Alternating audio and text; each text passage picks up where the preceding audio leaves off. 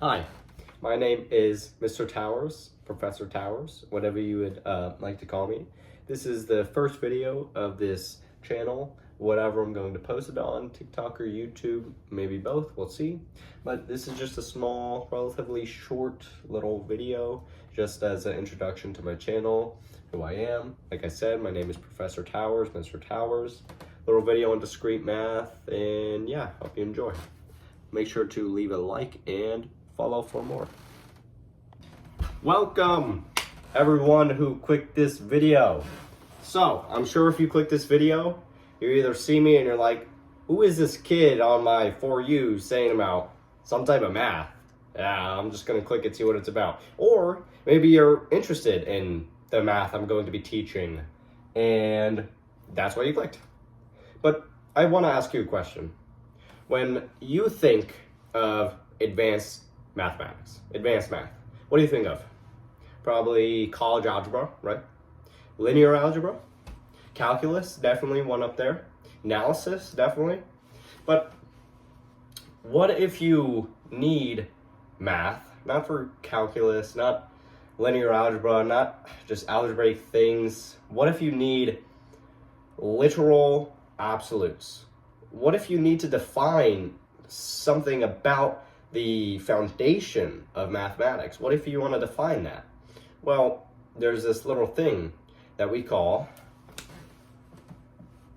discrete mathematics. Oh, there it is. Discrete mathematics. And the actual definition you can think of this, discrete mathematics is literally the math of things that are distinct, separated, like a solid proposition, something that is countable, something that is proving something universal about math, right? So today we're gonna start at the rock bottom, right? I'm gonna attempt to build your knowledge for the basic symbols, the basic logic, the basic reasoning that you need for something like discrete mathematics, right? And apologies if floor is a little creaky, board is a little creaky as well, like cracking sound is set up a little wrong. We got hardwood floors all over here. Let's not talk about that, right? So before we can build some type of proof, before we can prove something for all situations, we need like the really raw materials, right? In logic, our raw material is called like the proposition. That proposition is definitively true or false. There's no gray area. There's no maybe.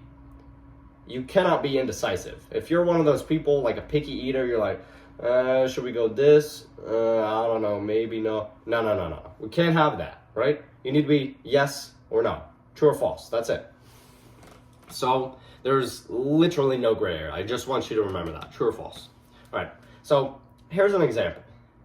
If you say something very simple, we'll say just P equals something like my little jacket, suit jacket here.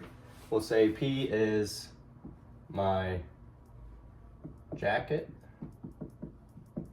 is black.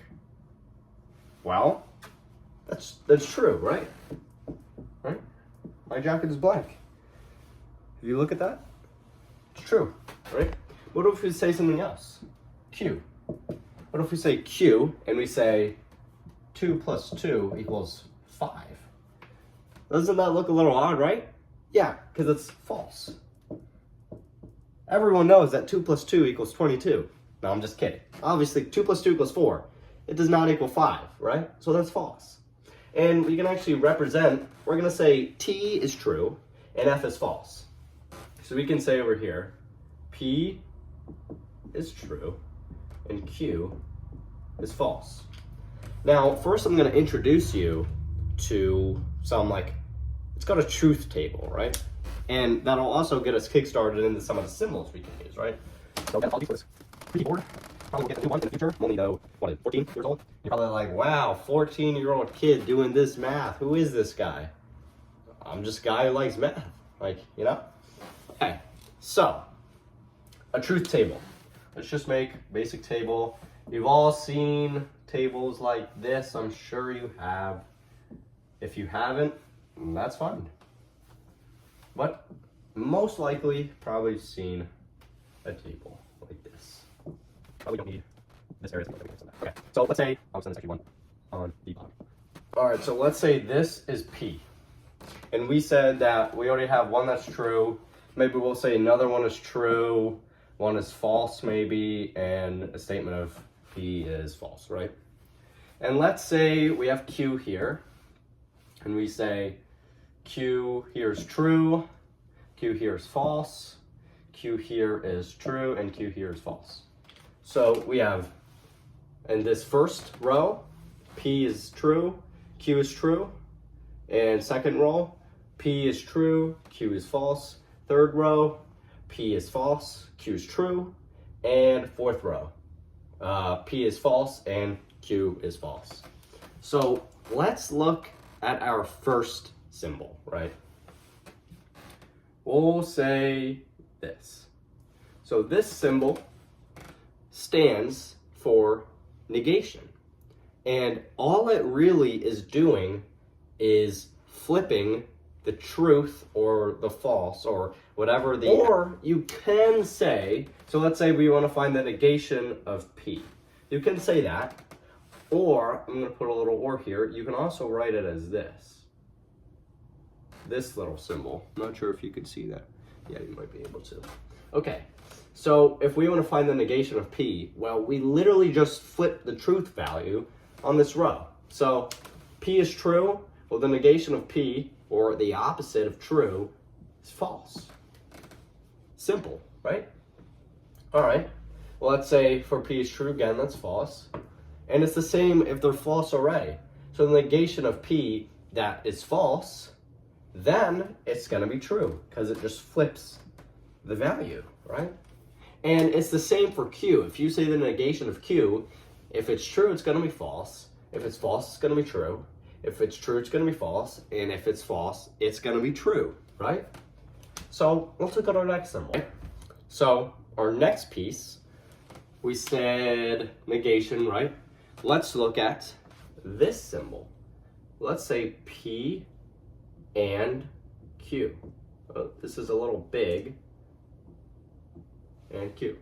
So this symbol right here, I'll just write it in here. That says and. And basically what it is saying a statement is true only if both statements are true, right? So if P and Q in this first row, P is true, Q is true, so this is true. But now the thing about the and, if you're saying P and Q, both must be true for the statement to be true. If only one piece is false, then the whole thing collapses and just the whole statement is false. So P and Q, if it's true and false, then there's a false in there. They're not both true, so the whole thing just collapses to false. And it's the same thing here. Well, there's false in here, right? False and true, it's still false. And obviously false and false is false. You know, a bunch of false truths. You're going to hear me say true and false a lot of times. All right, now our next symbol is actually like a reflection of this. It's P or Q, right? And this is a more flexible statement or symbol than P and Q. So P or Q says if at least one statement or one proposition is true, then the statement is still true. So if it's P or Q, and we have P is true and Q is true, then this is still going to be true. Now, if we say P or Q and P is true and Q is false, now we saw that P and Q is false, but since one is at least true, P or Q will be true. And it's the same for this. If P is false and Q is true, at least Q is true, so it's true. But if there's two falses, right, if it's false and false, that has to be false, because you're saying false or false, you gotta pick one. It's gonna be false, right? All right, so, and I just want you to remember, it literally looks like the reflection. Like if you do this, reflect it over this line, literally the same thing. It's like the other pointing way. And is pointing up or is pointing down, my friend. All right, sorry about that little cut there. My mom was coming home, but I know this seems incredibly basic right now, and these exact true or false statements though, like I'm showing you right now, is actually running if you're programming, if you're a programmer, you want to get into coding, you know, those if-else statements, this is what's actually happening in that code, right? And once you actually start to understand how these basic gates work, you can call them logic gates, like in engineering and programming. You can call them whatever you want. It's just some type of logic and these type of true and false tables, like I showed you. But once you understand how these things work, you can actually start stacking them.